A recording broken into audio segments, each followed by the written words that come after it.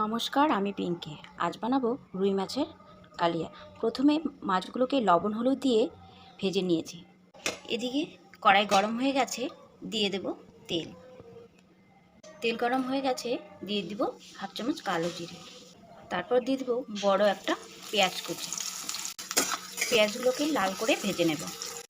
পেঁয়াজগুলো লাল লাল হয়ে গেছে, এখানে দিব বড় একটা টমেটো কুচি, দিয়ে দেবো সামান্য লবণ। এদিকে নিয়েছি বড় একটা পেঁয়াজ, একটা রসুন, ঝালের জন্য একটা শুকনো লঙ্কা, দুটো গোলমরিচ পেস্ট করে নেব। এদিকে পেঁয়াজ টমেটো ভাজা ভাজা হয়ে গেছে, এবার দেবো পেঁয়াজ রসুন লঙ্কার পেস্ট। মশলাটা একটু লাল লাল করে ভেজে নেব। এইদিকে আরেকটু মশলা করে নিয়ে নেব। দিয়ে দিলাম কালো সাদা 2 চামচ সর্ষে, 2 চামচ পোস্ত, কয়েকটা কাজু বাদাম, এগুলোকেও পেস্ট করে নেব। এদিকে পেঁয়াজ রসুনের গন্ধটাও চলে গেছে, এবার দিয়ে দেব 1 চামচ হলুদ। কালারের জন্য দিয়ে দিলাম লাল লঙ্কার গুঁড়ো।